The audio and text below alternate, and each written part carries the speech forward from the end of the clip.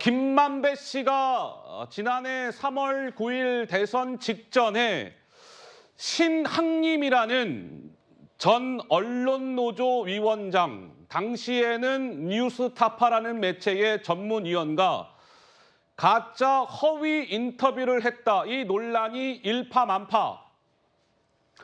그런데 그 인터뷰를 했다가 가지고 있다가 언제 그 보도가 나오죠? 뉴스타파를 통해서 대선 그야말로 직전 3일, 사흘 전에 보도가 나왔습니다. 대통령실에서는 이거는 희대의 이거는 농단이다 이런 표현까지 쓰면서 강력하게 반발을 하고 있는 상황 한번 보시죠. 2021년 8월 31일 날 대장동 의혹에 대한 첫 보도가 나오고 지금 조금 전에 말씀드린 것처럼 김만배 씨와 신학님 씨 간의 인터뷰가 9월 15일, 2021년 9월 15일 날 인터뷰가 진행이 됩니다. 대선 6개월 전쯤이죠. 그리고 나서 어찌된 일인지 2021년 10월경부터는 이 대장동과 관련된 뉴스가 뭔가 윤석열 후보가 문제가 있다라는 취지의 보도들이 2021년 10월경부터 나오기 시작을 합니다. 그러다가 9월 15일에 진행이 됐었던 저 인터뷰가 쭉 가만히 있다가 어찌된 일인지 대선 바로 초직전 3월 6일 대선 사흘 전에 보도가 되는 것이죠. 그리고 대선이 치러진 겁니다. 그런데 저 인터뷰가 허위로 가짜 소식을 가지고 인터뷰를 한 것 아니냐, 대선에 영향을 미치려고 쉽게 말하면 이재명 후보를 당선시키고 윤석열 후보를 낙선시키기 위한 허위 인터뷰를 했던 것 아니냐, 이런 의혹이 핵심입니다. 넘겨보죠. 2022년 3월 6일 무슨 일이 있었을까요? 조금 전에 말씀드렸던 그 뉴스타파의 그 보도, 김만배 씨와 신학님 씨 간의 인터뷰 뉴스타파 보도가 3월 6일 밤 9시 40분경에 일보가 뜹니다. 그리고 나서 그날 밤 10시 54분 경향, 11시 27분 한겨레, 다음날 새벽 7일 새벽 12시 37분에 오마이, 이런 진보 성향의 매체들이 줄줄이 받았어요. 자, 하나 더 소개해 드릴까요? 보시죠.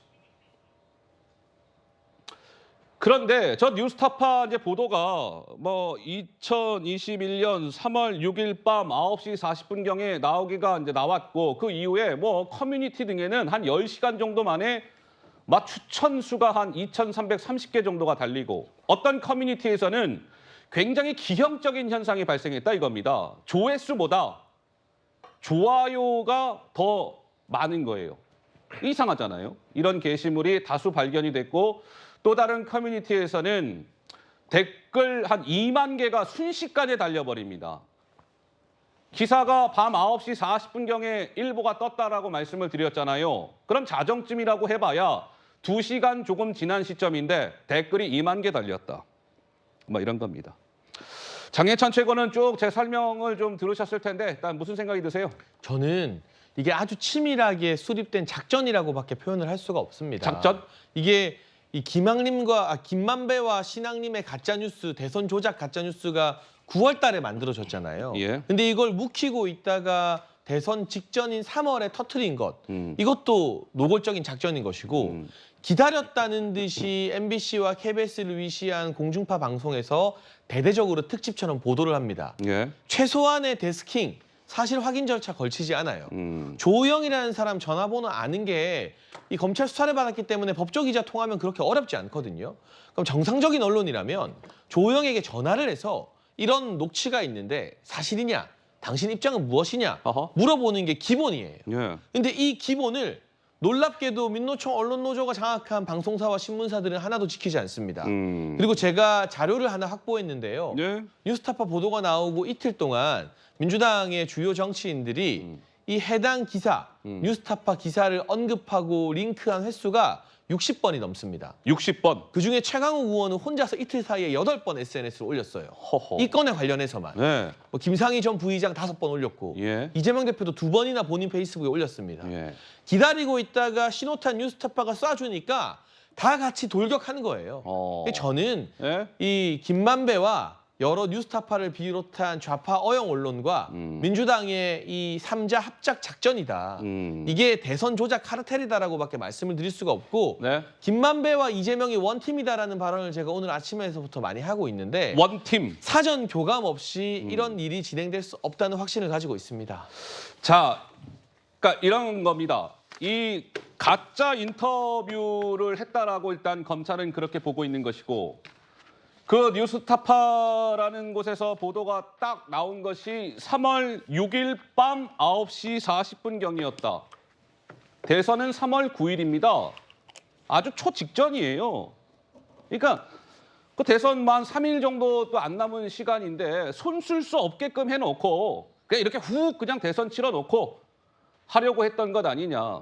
3월 6일에 그 허위 인터뷰 기사가 나가고 대선이 3월 9일이었으니까 그 사이에 이게 뭐 수습이 제대로 되겠습니까? 수습을 못한 채로 놔두고 그렇게 해서 이재명 당시 후보를 당선시키려고 했던 것 아니냐. 이게 이제 의혹의 핵심입니다. 자, 3월 6일 날 밤에 뉴스타파에서 관련 보도가 나온 이후에 당시 이재명 대표의 그 후보의 선대위에서는 잇따라 이런 목소리들을 쏟아냈습니다. 5명의 목소리가 짧게 등장합니다. 들어보시죠. 이 모든 것이 거짓말이었고 이재명 후보에게 누명 씌우기였습니다. 이재명 후보가 몇 달에 걸쳐서 억울하게 당했던 이 누명 씌우기에 대해서 대표님께서 그 억울한 점을 좀 잘 살펴봐 주시기 부탁드립니다. 국민의힘이 지금까지 한 주장은 거짓 정치 공세인 것입니다. 이제 범인이 밝혀졌습니다. 윤석열 후보와 국민의힘 측은 이 대장동 사건의 몸통이 이재명 후보다라고 끊임없이 거짓 허위 사실들을 유포해왔습니다.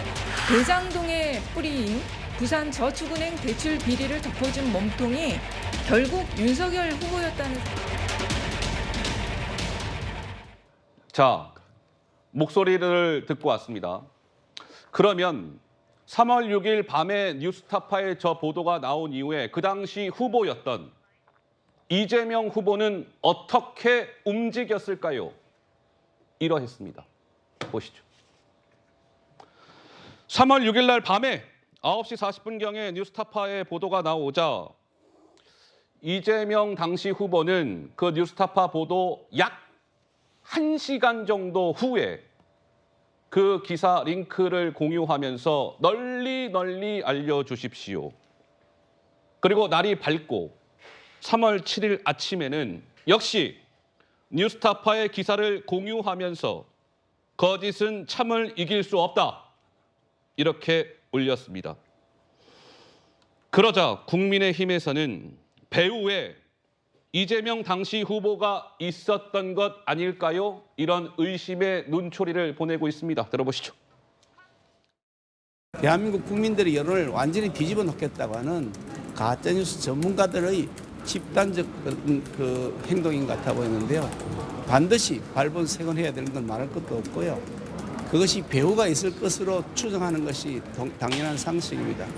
그 배우가 누군지 철저하게 가려서 엄중한 책임을 물어야 될 것입니다. 대장동 몸통을 이재명 대표에서 윤석열 대통령으로 둔갑시키려 한 2022년 대선의 최대 정치 공작 사건으로 규정되어야 합니다. 철저한 수사를 통해 이 정치 공작의 배후를 밝히고 공모하고 동조한 자를 밝혀내야 할 것입니다.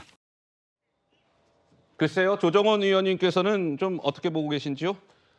네, 한심이 나옵니다. 한숨이 나오고 우리 국민들 지난 대선 때 저런 일들이 벌어졌다는 사실을 보시면서 우리 정치에 대해서 정말 희망을 갖고 기대를 하시는 분들이 또 우르르 떨어져 나가신 게 아닌가 하는 두려움이 듭니다. 일단 이거 두 가지로 나눌 수 있다고 생각해요. 하나는 뉴스타파라는 언론사의 도덕적 타락입니다. 한 언론 위원장까지 하신 분이 밝혀진 바에 의하면 이제 돈을 받고 가짜 뉴스를 만들고 선거 3일이라는 어떻게 보면 가장 결정적인 순간에 그 기사를 퍼뜨리는 그런 결정을 했다. 아무리 특정 후보가 마음에 들고 특정 진영이 마음에 안 들더라도 언론인으로서 자격이 없는 행위를 했다. 자유라는 것에 언론의 자유 정말 아주 중요하고 보호받아야 합니다만 예. 그 자유의 한계는 사실을 선에서 이루어져야 하고요. 그 남의 자유와 남의 사실을 왜곡하는 선까지 자유는 허용될 수 없다고 생각합니다. 예. 그런 면에서 뉴스타파라는 그 매체가 이번에 정말 굉장히 큰 실수 그리고 과오를 저질렀고 이것은 적법한 처벌을 받아야 된다고 저는 확신합니다. 또 한 가지는 기다렸다는 듯이 그때 당시 민주당 대선 캠프에서 이 작은 뉴스 하나를 증폭 확산하는 노력들이 여기저기서 보이고 있습니다. 네. 일견 그럴 수도 있다는 생각합니다. 절대절명의 상황에서 민주당에 너무 유리하고 상대편에 너무나 불리한 뉴스라고 파악해서 네. 정말 모든 인력을 동원해서 이걸 퍼나르자. 뭐 선거에 있어서 있을 수 있다고 생각합니다. 하지만 만약 이게 예.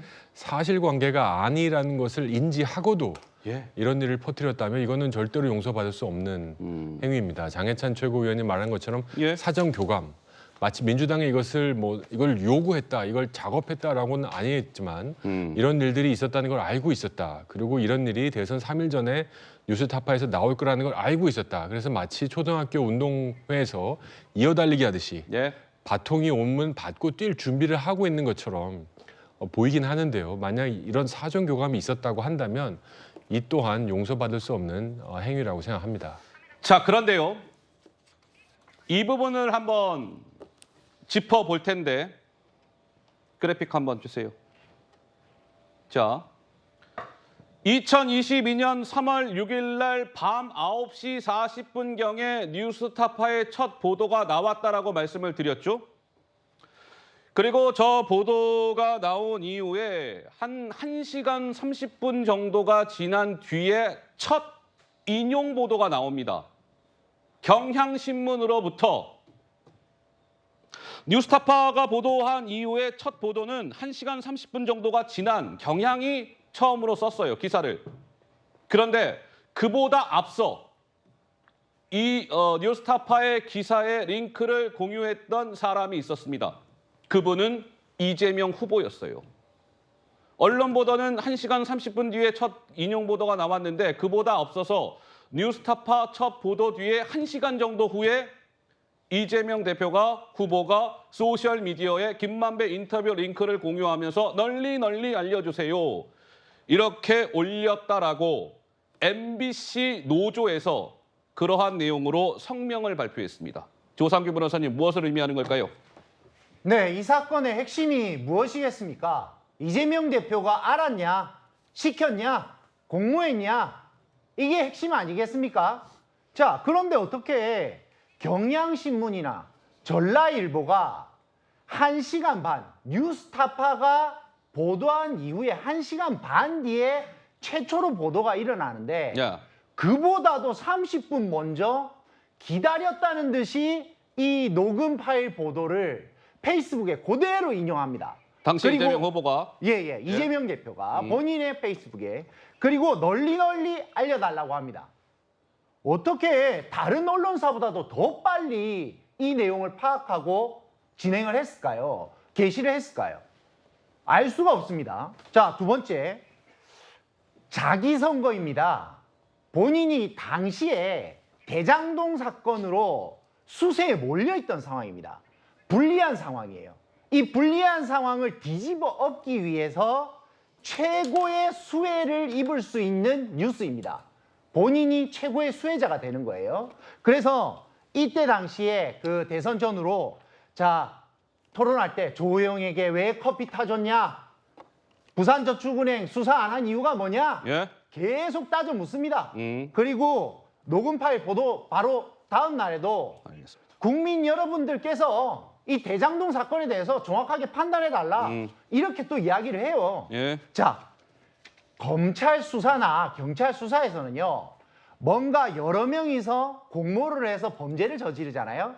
그러면 이 범죄에 통해서 이루어지는 그 결과물, 수익의 수혜자는요. 예. 반드시 공범으로 입건을 해서 수사할 수밖에 없고 네. 수사를 하도록 되어 있습니다. 자, 이제 이재명 대표께서 답을 하실 차례입니다. 본인이 이래도 관련이 없다고 말씀하실 수 있겠습니까? 알겠습니다. 답을 해야 된다라고 말씀을 하셨는데 이재명 대표가 한 언론과의 인터뷰에서 이번 논란과 관련해서 입장을 밝혔습니다. 잠시 후에 들려드릴 거고요.